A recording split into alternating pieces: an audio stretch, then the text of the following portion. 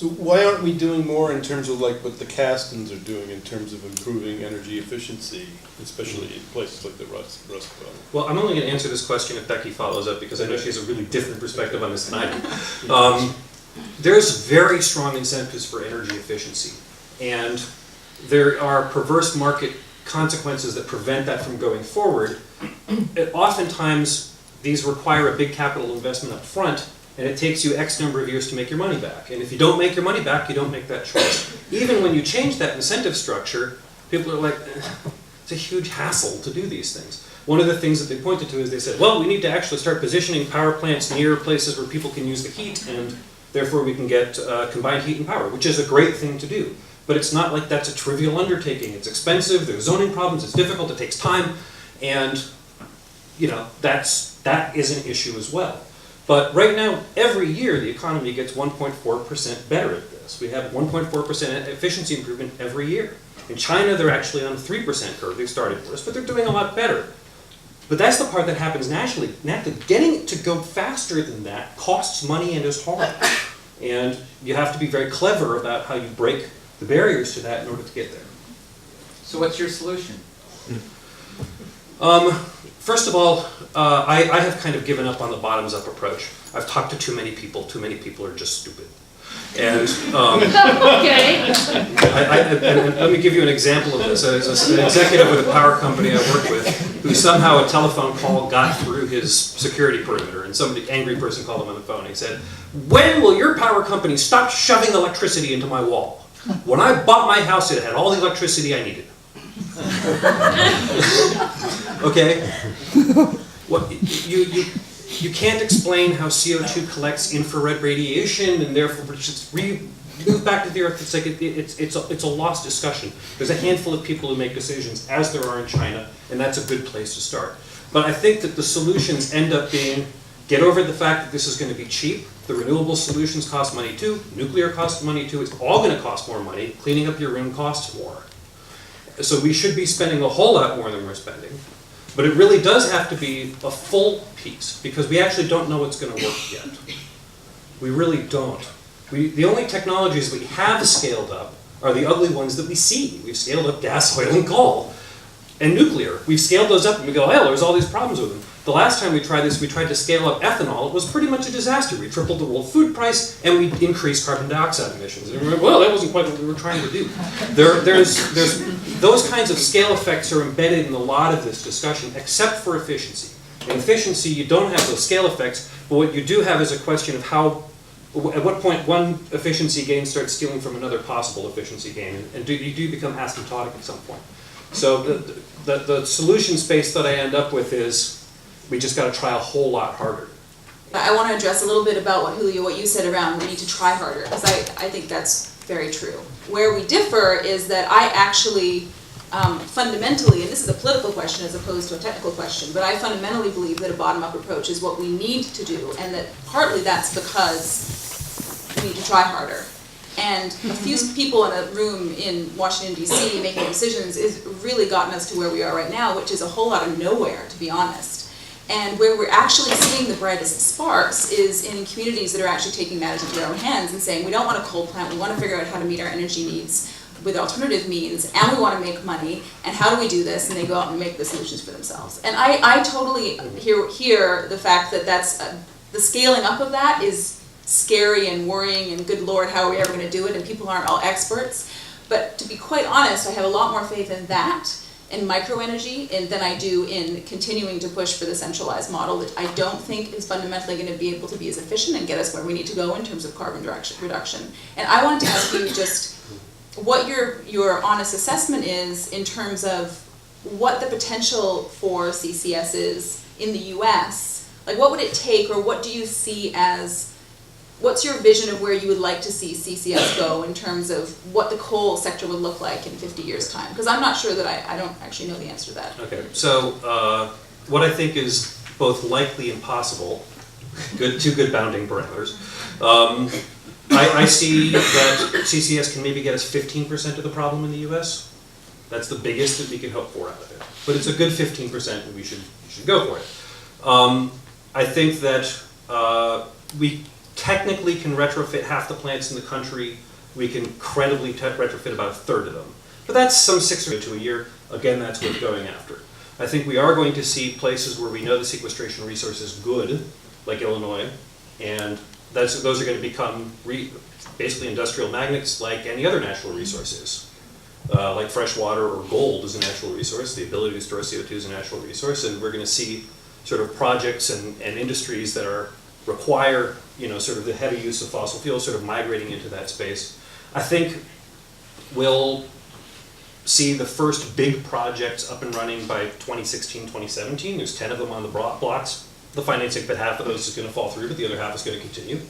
And that's going to let everybody know what the current cost is and then how far we can drop the cost, just like with all the other technologies we're interested in. Mm-hmm. And so the other plants, if we get a third of them, let's say, one-third of the remaining, half the remaining plants, another third, will just shut down. Mm-hmm. They'll just be retired and something else will come on. Mm-hmm. About one-third will be repowered. And they'll rip out the boilers and put in natural gas turbines, and they'll become natural gas plants. And those natural gas plants will have carbon capture and sequestration on them too. Because actually we don't hit our global climate change targets unless we sequester from natural gas plants too. So I sort of see that as kind of a future, and I think it would end up with net reduced coal use, but still quite a lot, maybe 60% or 70% of the coal that's being used today. Mm-hmm. And I believe though that there will be an end to mountaintop removal mining, and it'll just be gone. That it will be legislated out for all the right reasons. Mm-hmm. How will you do that if you're going to need to require mining more coal with CCS to get the same amount of energy? Right. Two things. First of all, you actually don't even need to mine coal at all to get the energy. There's a technology that was demonstrated in 1912 called underground coal gasification, in which you pull the gas out of the ground without mining it. And the competitor for that is cheap natural gas, which we've had in this country. So we haven't used underground gasification. It's also technically tricky. It's not a simple operation. But I think that if I get the number right, a total of 6% of the US coal supply is mountaintop removal mining. That's just not that much.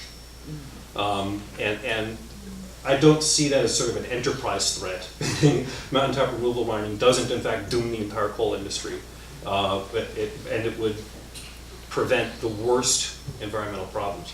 Short statement I think I need to make here. A lot of people dislike coal for reasons that have nothing to do with carbon dioxide.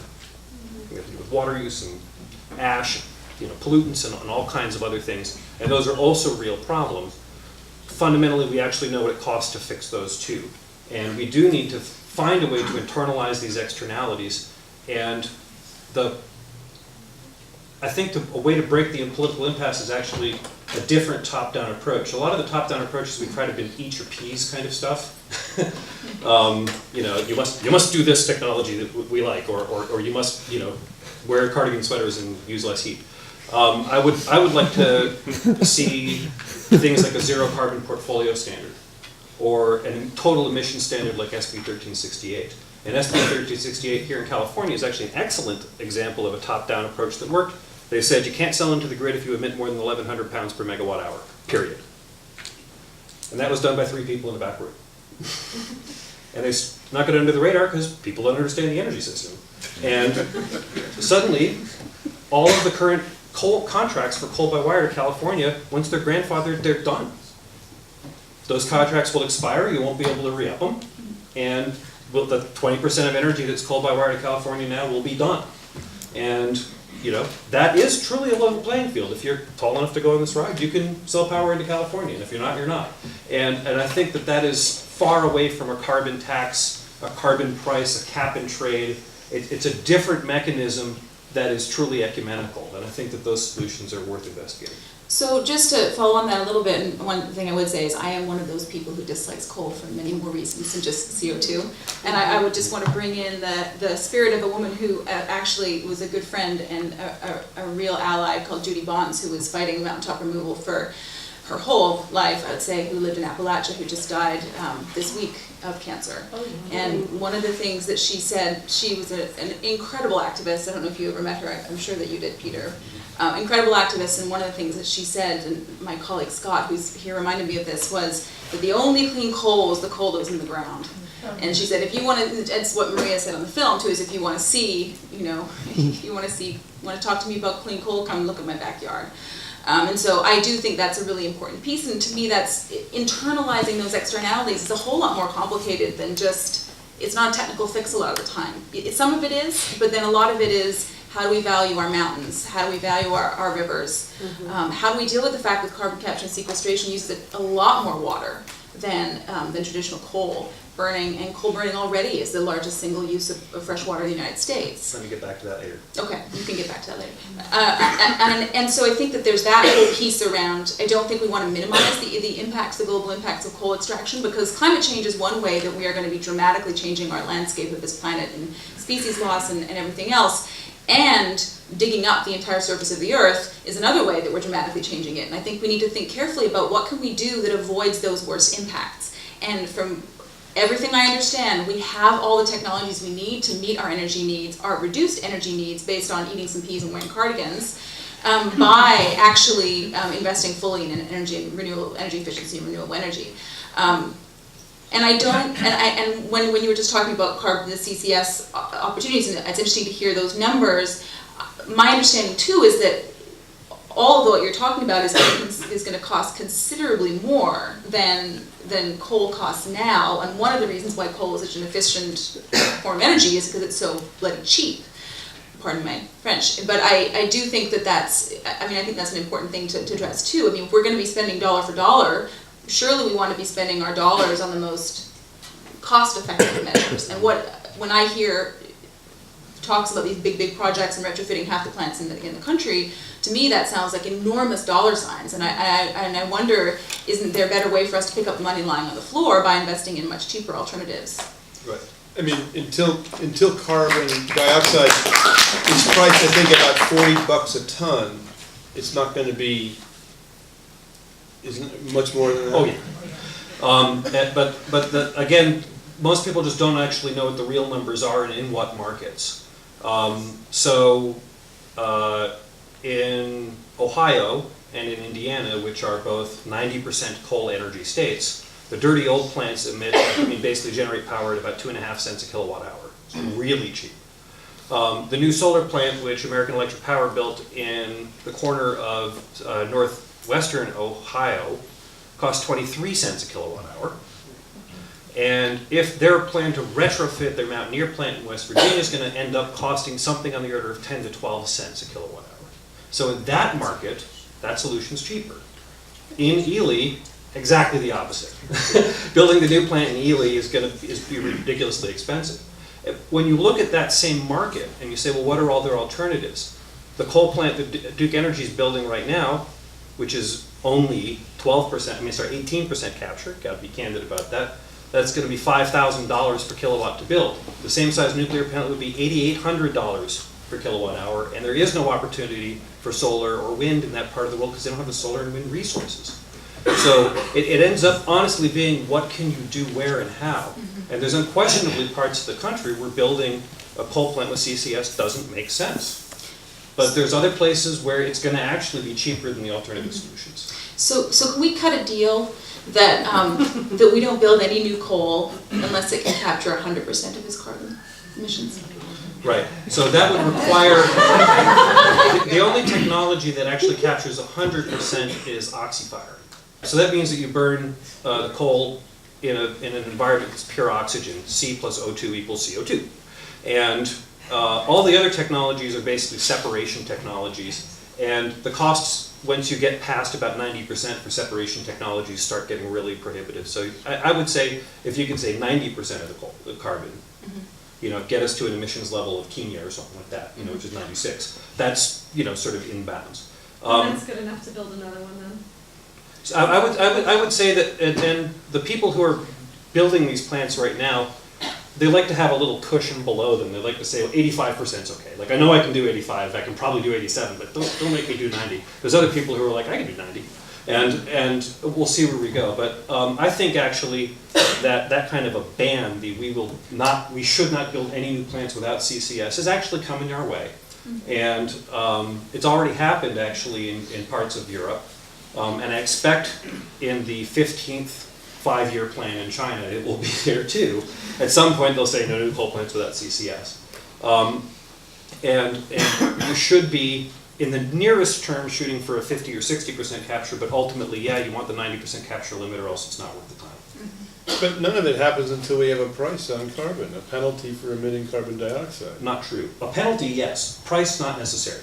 There's many ways to legislate this. There's many ways to do this. And I personally am forbidden from recommending policy to the US government. I give them technical advice. It's their job to make policy. But there is not one mechanism. It doesn't have to be a carbon tax. It doesn't have to be cap and trade. It doesn't have to be a renewable portfolio standard. It doesn't have to be a zero emission portfolio standard. It doesn't have to be an emissions standard. There's lots of different ways to get there. What you do have to do is internalize that externality in a binding way.